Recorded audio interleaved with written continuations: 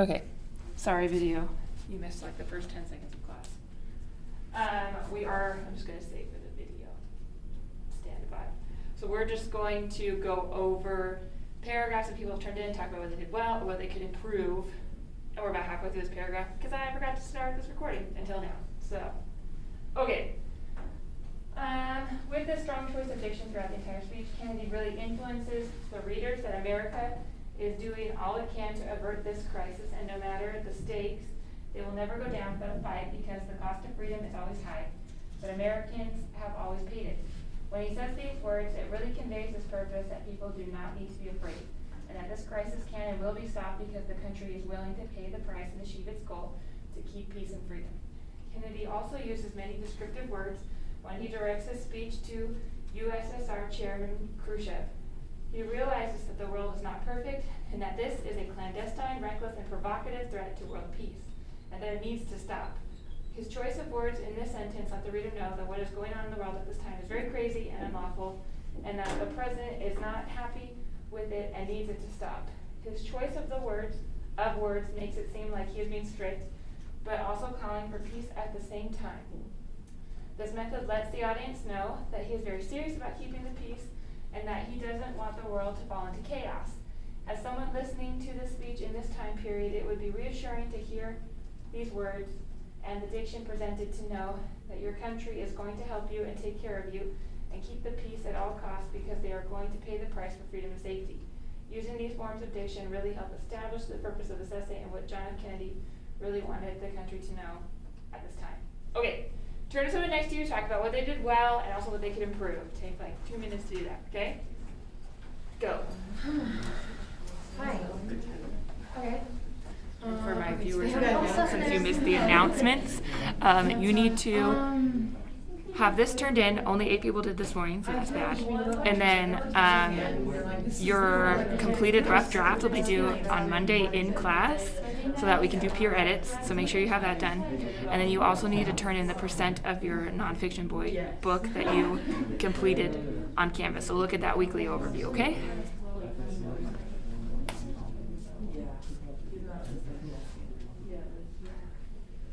Yeah.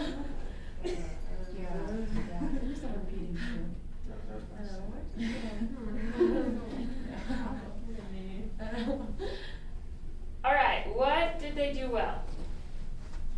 And there are only like 8 of you, so speak. Yes, I Matt. feel like they outlined it pretty well. Like they stated like what the author used and then the quote. So like I thought that was good. Yeah.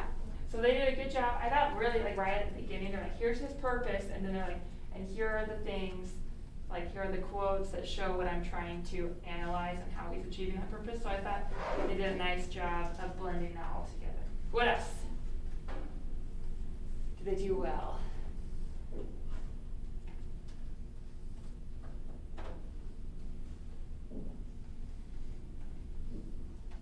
Yes, Liz. It's a good length. It's long. We have a lot of stuff in it.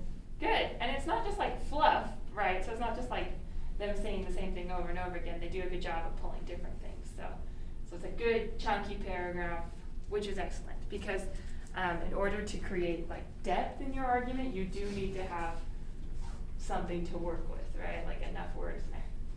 What could be improved? Yeah. Well, I guess he doesn't really specify the type of diction, he just kind of says he uses it. Yeah.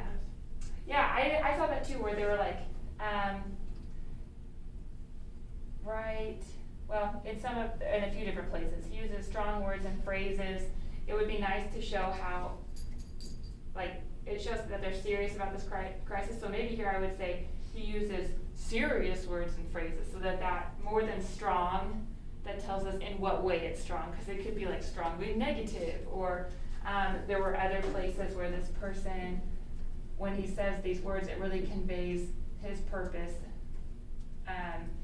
They use the word really a lot and stuff, and like, or very strong. So being more specific about what those, when he says like using these forms of dictions really helps. Like what do you mean by these forms? So just being really specific, finding adjectives that explain the pattern of diction that you're seeing.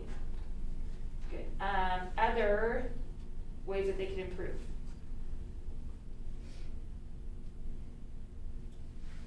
Lily? Yeah. Some of their word choices, like instead of like using happy, it seems a little like, doesn't seem to fit in with the rest of their style and tone.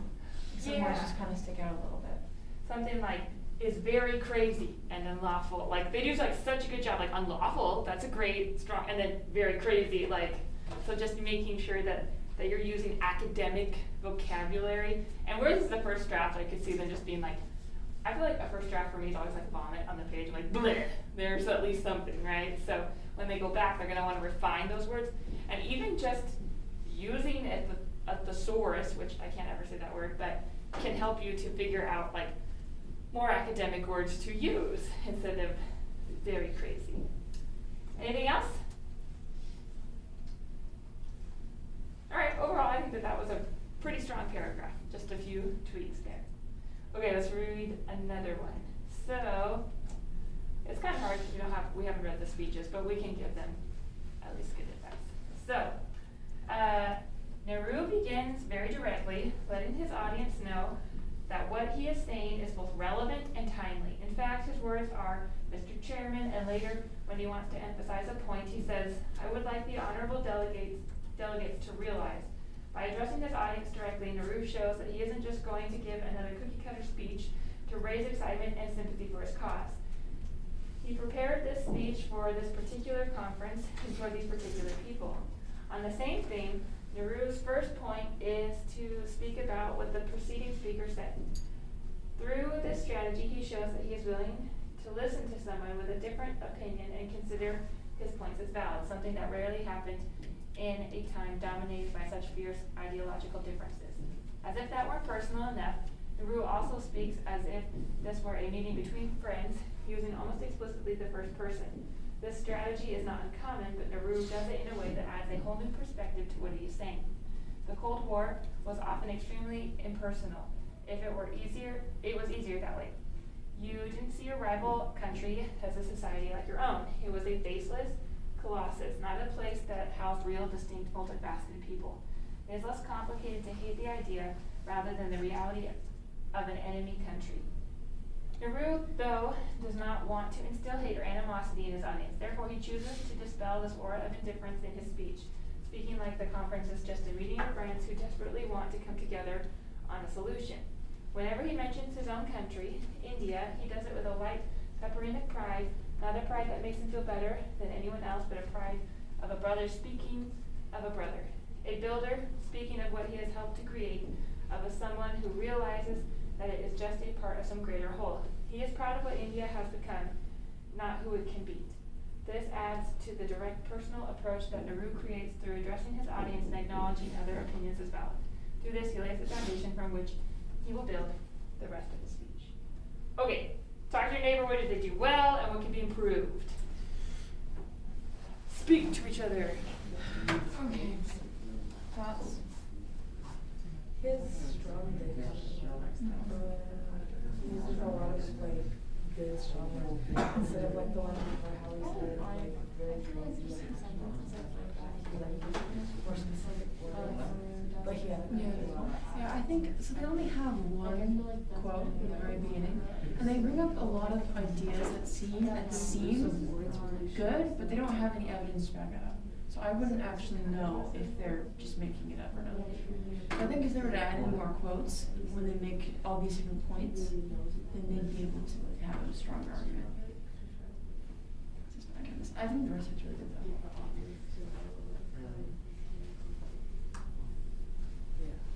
Okay. What did they do well? Yeah, go ahead. They used like a lot of descriptive words in it. Okay.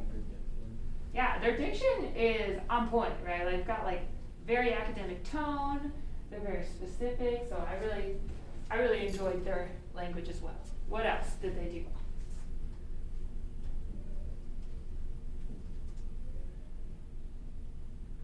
There's some good transitions in there. Okay, yeah. I like how they're like, he begins very directly, so I'm assuming that this is their first body paragraph, right? It's kind of hard to tell when it's taken out, but, and they're, as if that weren't personal enough, also speak, so they're, it's very fluid, which I like as well. What could be improved? More quotes, right? They do a good job right at the beginning of including some examples, and that's it, right? They have a lot of what I think could be great points if they would just use some evidence to prove that, right? So,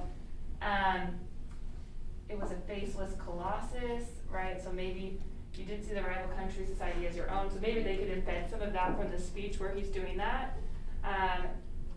They speak, so it says, on the same thing, his first point is to speak about what the preceding speaker said. What was that, right? Like put in some of those and how he's speaking about it. Yeah, and he shows that he's willing to listen to someone with a different opinion. Where is he doing that, you know? So definitely embedding those quotes. I think that they have definitely noticed a lot of things, and they have probably marked that in their annotations, but in their essay, they really need to pull those in, so it doesn't just sound like they're spouting stuff at the top of their head, right? You know, those people are like, well, yeah, all this stuff, but then they have nothing to back up what they're saying. So we want to make sure that we're doing that. So even if you have beautiful words, make sure that you're interspersing that with evidence. Anything else? Okay, let's look at another one. This is so exciting.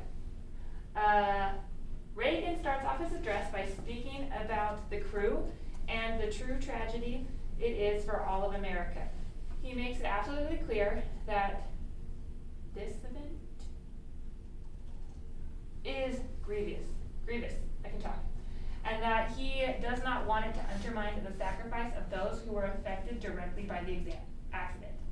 By doing this, he is showing his audience that what he is about to say is not out of ignorance or neglect, but out of love and solemnity. In the first part of his speech, he mentions family a few times. He mentions his own family by saying, Nancy and I are pained to the core by the tragedy of the shuttle Challenger. And he also mentions the families of the crew by saying, for the families of the 7, we cannot bear as you do the full impact of this tragedy. During this time period, family was a very important aspect of everyday life in America. By alluding to the families of the crew and his own family, he creates common ground for those listening to his speech. He is connecting strongly to the pathos of his audience. He also uses another tactic in the beginning paragraph. He portrays an effective and unique feeling in the first part of his speech by using strong, conflicting tones of solemnity and pride. Reagan uses word choice to describe the incident such as terrible, a tragedy, and a loss. Yet he then turns around and describes the crew as brilliant heroes and as having a special grace.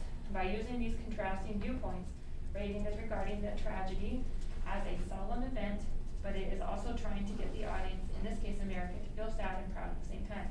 He wants them to see that what the crew did was not righteous or wrong, but to view them as true heroes, almost on the level of martyrs.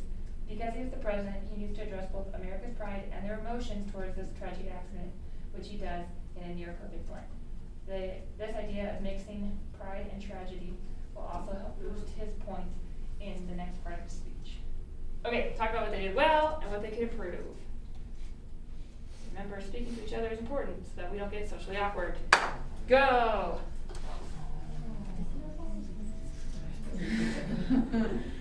Okay. It was a little bit awkward. Yeah. Transitions weren't very great. Yeah, it was a little awkward. I think since it's the first draft, it could be why it's not. Oh. Yeah, I just need to work on it. Huh? Switch screen. Yeah, to the new screen. Oh, isn't this the new? Oh, did I read it? Oh, I'm an idiot. Thank you. Sorry. Yeah. Because I'm like scrolling through.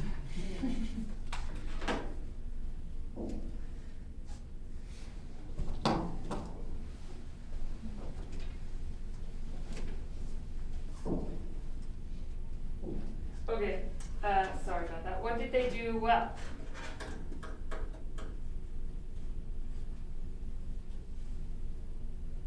Yeah, I think those. They had a lot. They had good quotes, right?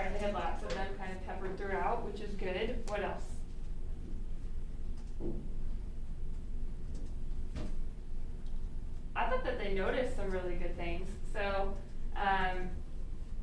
they talk about how he mentions family a few times, and they show those examples, which I really like, and then connecting that to why he's doing it to accomplish his purpose, right?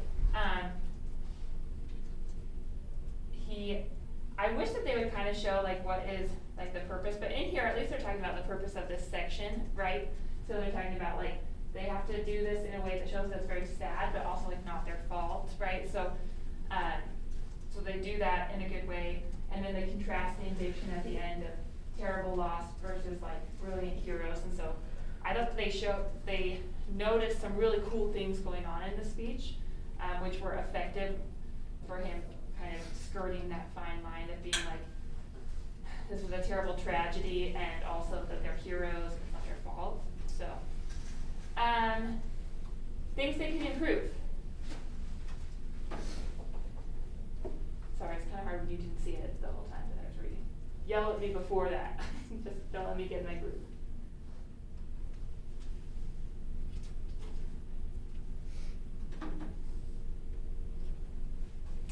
I actually thought that this was one of the better paragraphs, to be honest. I think, again, like the only thing I would do is be like really clear about like how this is contributing to the overall purpose of the speech in that beginning as well. But besides that, I thought that this was pretty good. Okay, let's look at one more. Oh, that one's like tiny because it didn't transfer well. Okay, we'll look at this one, and then I will give you time to work on your own speeches, unless you guys have one that I didn't put up that's like yours that you want to go over. Then we totally can. It's a class game. Roosevelt introduces the credibility. Oh, this is Eleanor Roosevelt. She's talking about the U.S. Sometimes I forget to tell you what the speech is before we get in.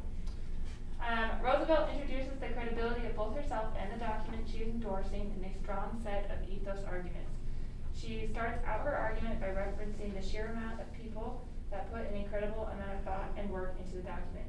The long, meticulous study of debate of which this Universal Declaration of Human Rights is the product means that it reflects the composite views of the many men in governments who have contributed to its formation. The words meticulous study, debate, product, composite views, and many men and governments creates an imagery not unlike the signing of the Declaration of Independence and the Constitution. Roosevelt continues to establish the document's credibility with, taken as a whole, the delegation of the United States believes that this is a good document, even a great document, and we propose to give it our full support.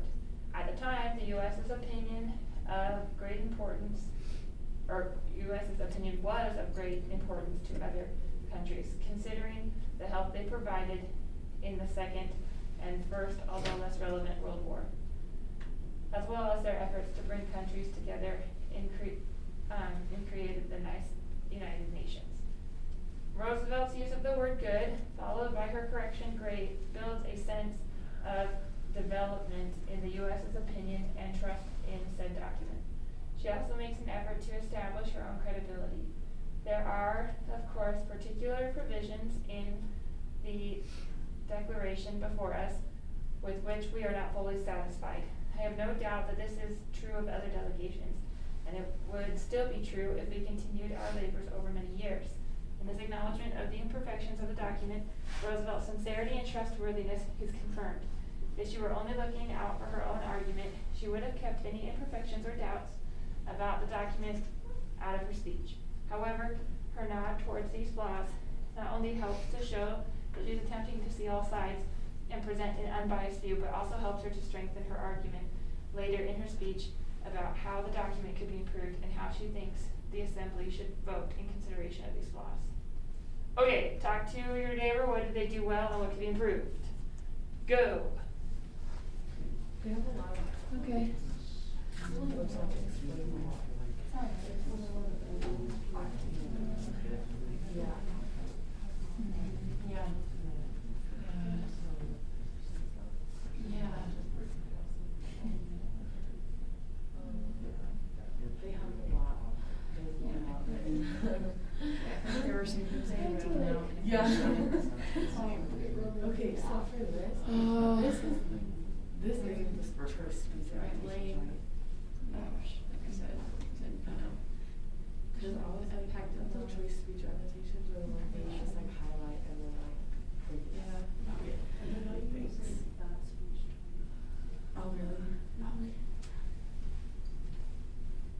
what did they do well?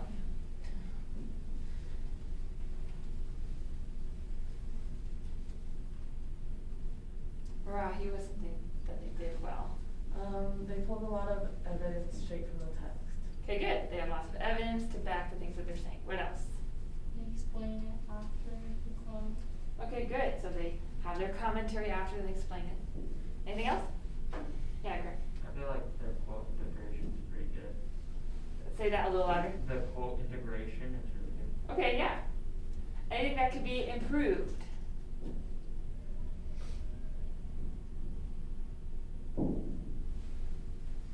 I feel like there are a few little grammar things, right? So you want, when you're doing your draft, make sure that you read it out loud to yourself, so that way, you catch those errors, because if you just read it in your head, your brain is like super smart, it's like, oh, I know what you meant there, and like reads it correctly in your head. But if you have to say it, like speaking, then your brain can't flip over those errors, and so you will catch them. So that's good. There's also, I think, a Grammarly, like, link on your Google Docs stuff that you could go through and have it check for some errors. So that would be a good way to catch them with that. And I think I would change this ethos arguments, because that's like a now to ethical arguments. That just like that's what she means, but that's just like really little. The other thing is a lot of her quotes, like where she says the words meticulous study, debate, like that is integrated well. I would say like here where she starts the sentence with a quote, you don't want to start a sentence with a quote. You always want to blend it in nicely. So here where she says, she starts out her argument by referencing the sheer amount of people that put an incredible amount of thought and work into the document. You could even just have her say, she says, just so that it's very clear like what is going on in that quote.